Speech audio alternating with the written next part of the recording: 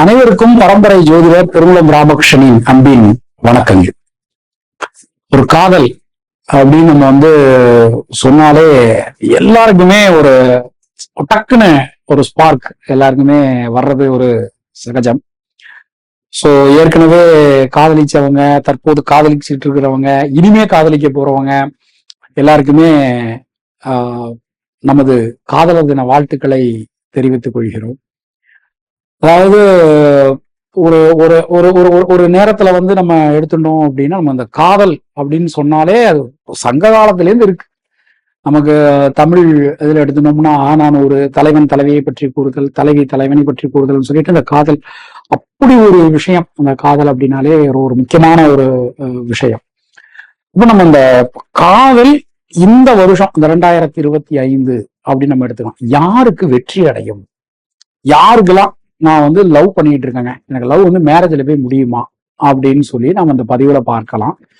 அப்புறம் எந்த ராசிக்காரங்களுக்கு எந்த ராசிக்காரங்க கூட ரொம்ப இணைவு ரொம்ப ஒரு அற்புதமா இருக்கும் அப்படிங்கிறதையும் நாம இந்த பதிவுல பார்க்கலாம். ஓகே, ஃபர்ஸ்ட் எடுத்த உடனே இந்த வருஷம் அப்படி பார்த்தோம்னா நம்ம மேஷ ராசி. உங்களுக்கு கண்டிப்பா இந்த வருஷம் காதல் 100% வெற்றி அடையும். அதுல எந்த சந்தேகமும் நமக்கு வேண்டாம். 7.5 சனி ஆரம்பிக்குது, அது இதெல்லாம் எதையும் கன்ஃபியூஸ் பண்ணிக்காதீங்க. 100% மேஷராசிக்காரர்களுக்கு இந்த வருஷம் லவ் சக்சஸ் ஆகும்.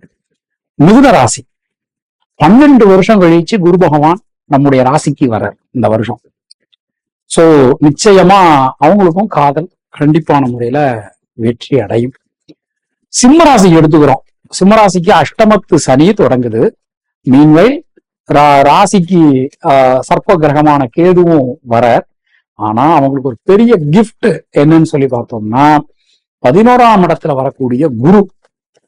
சோ டெஃபினட்டா சிம்ம ராசியோ அல்லது நீங்க சிம்ம லக்னமோ கண்டிப்பா இந்த வருஷம் காதல் வலையில் விழுவீர்கள். காதல் வெற்றி அடையும். இருவீட்டார் சம்மதத்தோட நம்ம லவ் மேரேஜ்ல போய் முடியும். துலா ராசிக்காரங்க எடுத்துக்கிறோங்க.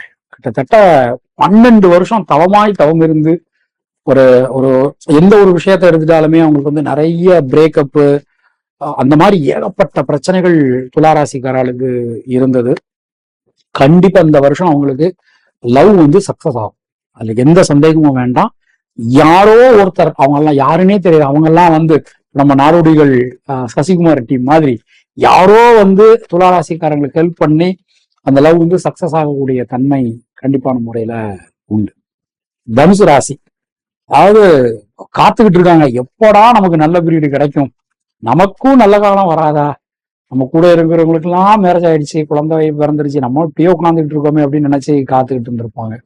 கண்டிப்பா இந்த வருஷம் தனுசு ராசியோ அல்லது நீங்க தனுசு லக்னமோ டெஃபினட்டா இந்த வருஷம் உங்களுக்கு லவ் சக்சஸ் ஆகும். அதுல சந்தேகம் இல்லை. கும்பராசி கிட்டத்தட்ட 2020 ஜனவரியிலேருந்து பாக்குறோம், அப்படியே பகீரதன் மாதிரி தவம் பண்ணிட்டு இருக்காங்க. கும்பராசி ஒரு பெரிய பிரச்சனை என்ன அப்படின்னா, நீங்க கும்பராசி அல்லது கும்ப லக்னமோ இருந்தீங்கன்னா டக்குன்னு லவ் ப்ரப்போஸ் பண்ண மாட்டாங்க, டக்குன்னு போய் சொல்ல மாட்டாங்க.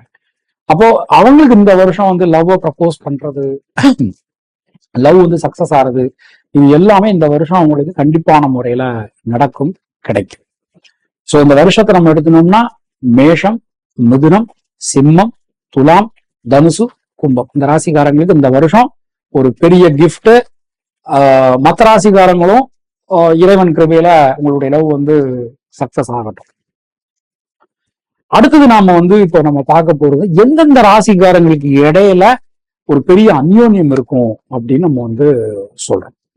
ஆக்சுவலா என்ன அப்படின்னா, இது இது இது இது சொல்றதுல நமக்கு ஒரு பெரிய சிக்கல் இருக்கு அப்படின்னா, நம்ம ஒரு ஒரு ஒரு பொருத்தம் பார்க்கும் போதோ இல்ல ஒரு ஒரு ஒரு கல்யாணத்துக்கு நாள் சம்பந்தமான குறிக்கும் போது என்ன பண்ணுவோம்னா, நம்ம 2 பேருடைய விதி மதி கதி எடுத்துப்போம். அதாவது லக்னத்தை எடுத்துப்போம், ராசி எடுத்துப்போம், உங்க பிறந்த மாதத்தை எடுத்துப்போம்.